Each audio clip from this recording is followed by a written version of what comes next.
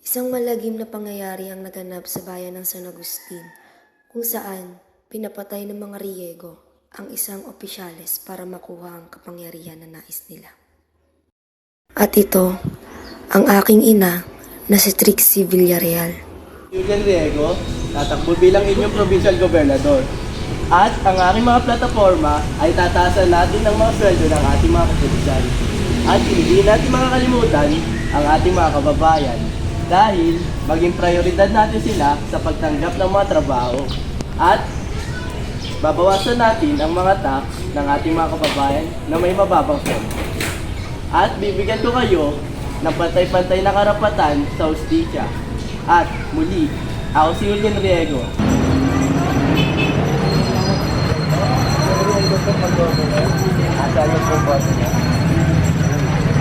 Dito.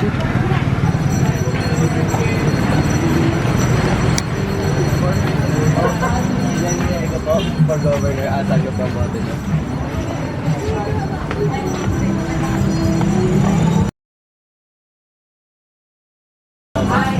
Julian Riego po, for governor. Asal ko po boto niyo.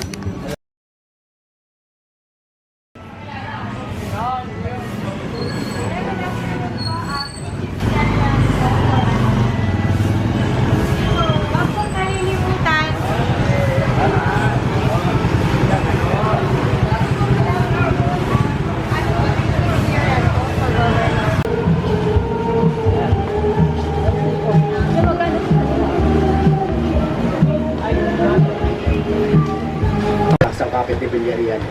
Ano na ang dapat natin gawin doon? Kailangan natin siyang patahimik. Bakit kailangan natin siyang patayin? Isang milyon. Dispatchahin mo si Villarreal. Dadagdagan ko pa yan ng kalahating milyon pag nagawa mo ng malinis at walang palya. Makakaasa ka doon, Julian. Makakaalis ka na.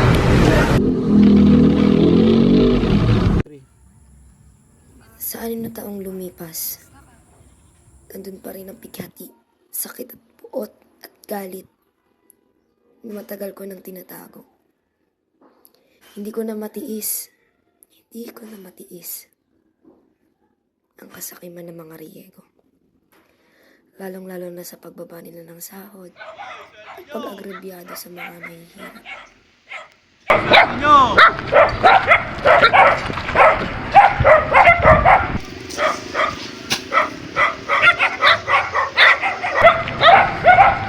Boss, parang pakalan na pakalan yung sahod niya. Wala tayong magagawa. Yan lang ang budget ng kumpanya. Ito ang simula ng aking pag-iiganti. Don Julian, this is my daughter. Good evening, Doctor. I also want you to meet my son, Harold. Harold, come here. Bakit doon? I want you to meet Mr. Alejandro and his daughter Lisa. Yeah, sure. Julian, I have a great idea. What's that? I think maganda ipakasalan natin ang dalawa. Great idea. Para mas lalo lumakas ang ating kapangyarihan. I agree.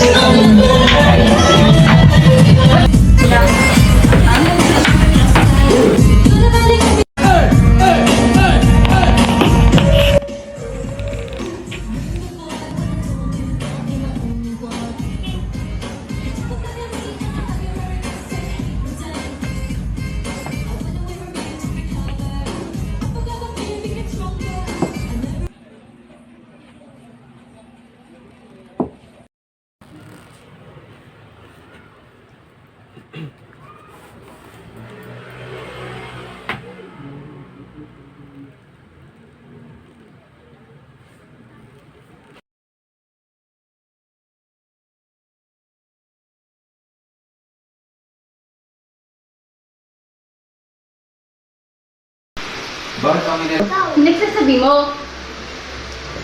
Ano ba, Kirby? Nasasaktan ako! Pag nalaman kong may kasama ang iba, papatayin ko kayong dalawa.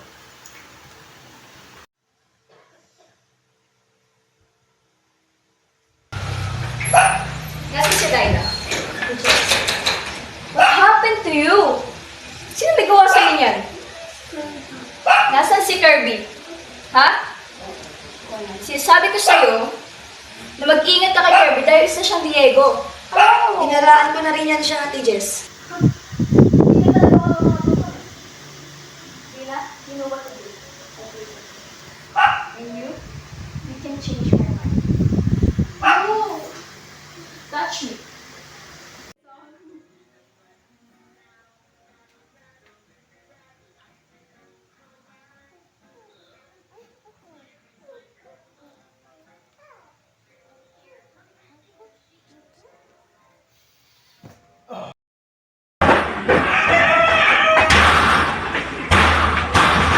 Kim! Balik ka dito, Kim! Kim! Bakit? Ano yung problema? Lasing ka na naman. Bigyan mo ako ng pera. Kailangan ko ng pera ngayon na. Wala na, inubos mo na pansugal. Hindi ka ba talaga magbibigay? Wala na nga!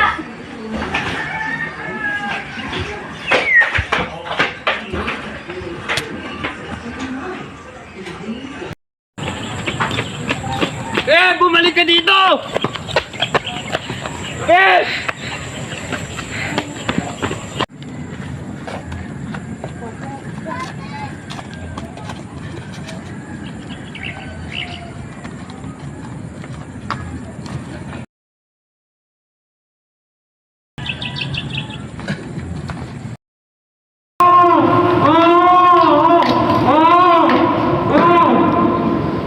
Hi there, Mr. Diego.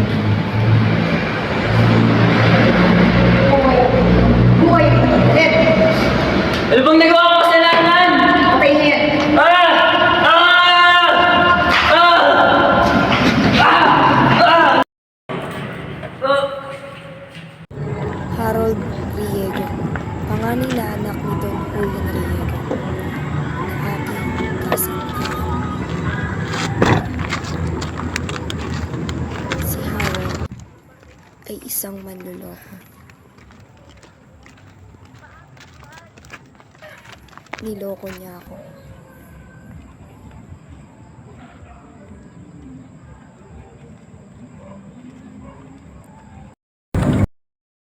Dumating ka.